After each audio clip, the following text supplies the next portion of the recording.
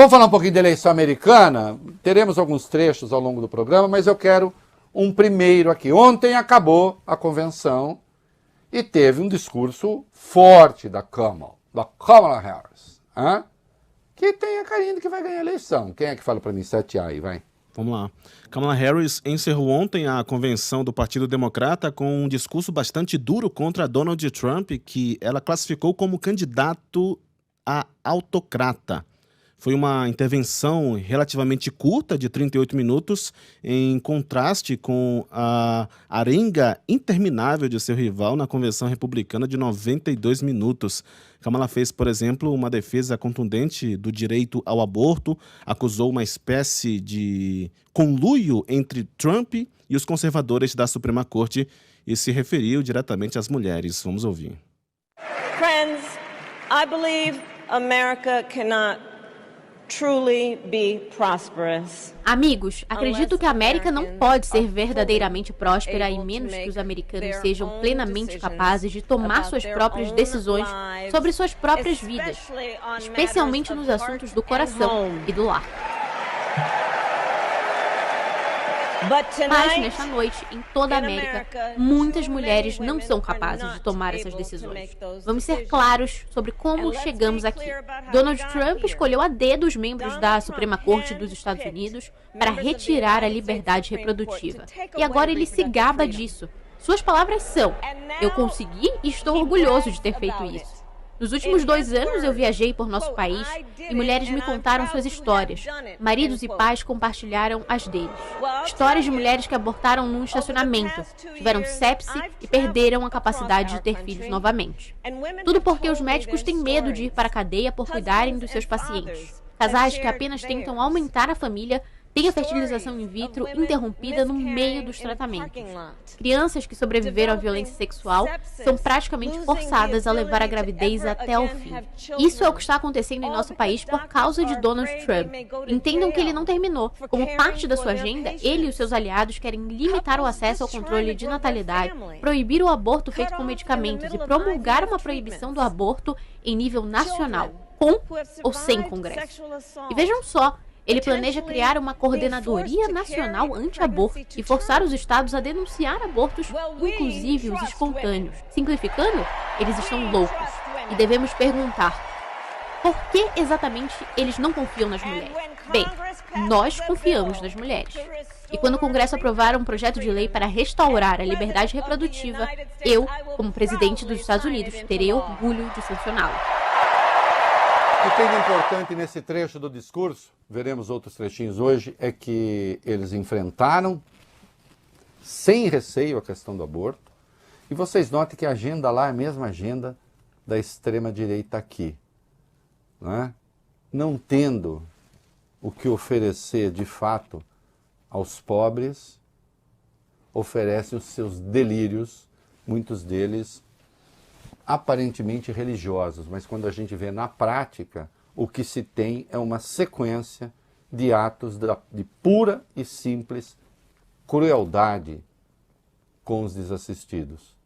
Porque as mulheres que podem, que têm recursos, fazem aborto e não dependem de ninguém, e não dependem do Estado, e não dependem do serviço público. Vamos falar mais um pouquinho de Kamala. Kamala e a OTAN, ela disse: nós temos compromisso com a OTAN e com a Rússia, que é uma prova que Kamala ganhando não muda o status. Eu não tenho nenhuma esperança de que os Estados Unidos vão deixar de ser os Estados Unidos porque a Kamala ganha. É claro que ela é uma opção melhor do que Donald Trump, mas ela é candidata à presidência do país que se orgulha de ser a máquina mais letal do mundo. Ela botou isso no seu discurso. Coloca a Kamala aí, vai. I know we can live up to our proud heritage as a nation. Sei que podemos fazer jus à nossa orgulhosa herança como nação de imigrantes, reformar o nosso falido sistema de imigração. Podemos criar um caminho de merecimento para a cidadania e proteger a nossa fronteira. América, devemos também ser firmes na promoção da nossa segurança e dos nossos valores no exterior. Como vice-presidente, enfrentei ameaças à nossa segurança, negociei com líderes estrangeiros, reforcei as nossas alianças e me comprometi com as nossas corajosas tropas no exterior. Como comandante da nação, garantirei que a América tenha sempre a força de combate mais forte e letal do mundo. Cumprirei a obrigação sagrada de cuidar das nossas tropas e das suas famílias. E sempre honrarei e nunca menosprezarei seu serviço e seu sacrifício. Garantirei que lideremos o mundo rumo ao futuro no espaço e na inteligência artificial. Que a América, e não a China, ganhe a competição no século XXI e que fortalecemos e não abdiquemos dela, a nossa liderança global. Trump, por outro lado, ameaçou abandonar a OTAN. Ele encorajou Putin a invadir os nossos aliados. Disse que a Rússia poderia, e eu cito entre aspas, fazer o que quisesse. 5 dias antes de a Rússia atacar a Ucrânia, eu me reuni com o presidente Zelensky para o alertar sobre o plano de invasão da Rússia. Eu ajudei a mobilizar uma resposta global com mais de 50 países para nos defendermos contra a agressão de Putin.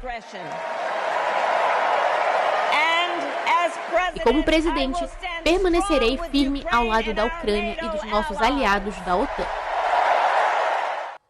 É isso. Não muda a política externa dos Estados Unidos. O Trump fica prometendo milagres, que sabe-se lá como ele realizaria, que ele é mais próximo do Putin do que os democratas, não há nenhuma dúvida disso. Mas é a velha história, né, Valio Bene? O fato de a Câmara representar um ar fresco na política americana não deixa de ser a política americana, não deixa de ser um império, não deixa de ser... Ela tem de ser candidata de um país que se orgulha de ter a máquina mais letal do mundo. Fazer o quê? E ainda assim é melhor do que Trump. Muito bem, olha aqui, e uma das questões importantíssimas, nós sabemos, né, para os Estados Unidos, para o mundo, é Gaza. Conflito entre Israel e o Hamas na faixa de Gaza. A Câmara falou a respeito, e foi nesse trecho que ela disse que o Trump gosta de bater papo com autocratas, porque ele também quer ser um autocrata. Vamos aí na voz gloriosa, mais uma vez, Isabela Mota. Vamos lá. And let me be clear. I will always stand up for Israel's right to defend. Deixe-me ser clara. Sempre defenderei o direito de Israel de se defender e sempre garantirei que Israel tenha capacidade de se defender.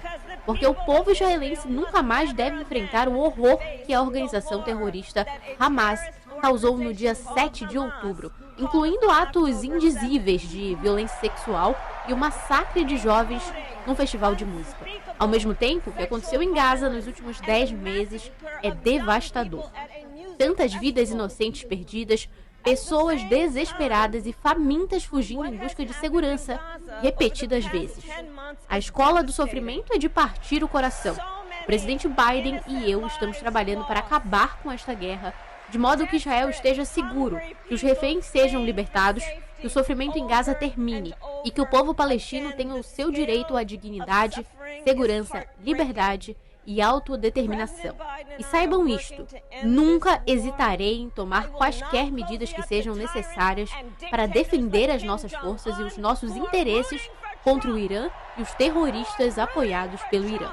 E não vou agradar a tiranos e ditadores como Kim Jong-un que torcem por Trump, porque eles sabem que Trump é fácil de manipular com adulação e favores. Eles sabem que Trump não responsabilizará os autocratas, porque ele próprio quer ser um autocrata. É uma fala muito dura, né? E eu não tenho dúvida de que o Trump quer ser um autocrata, aliás, ele já disse isso. Agora, quanto a Gaza, né, quando fala assim, a escala do sofrimento é absurda, é mesmo. Agora, até agora, os Estados Unidos não conseguiram arrancar de Israel nenhum compromisso decente a respeito, dados da ONU de hoje. 2 milhões de pessoas já se deslocaram internamente na faixa de Gaza. 90% dos moradores do enclave tiveram que deixar as suas casas. 40 mil palestinos foram mortos.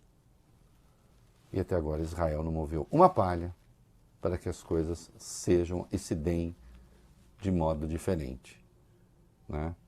Esse é um desafio que está aí, né? Porque também não basta O compromisso com a defesa de Israel é verdadeiro e os Estados Unidos gastam muito para isso e armam Israel e fornecem munição a Israel e o compromisso é real.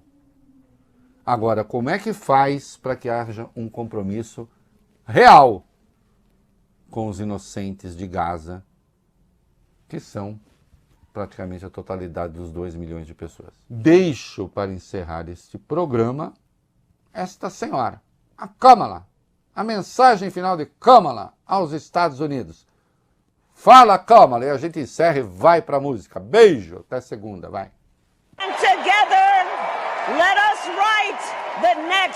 Juntos vamos escrever o próximo grande capítulo da história mais extraordinária já contada.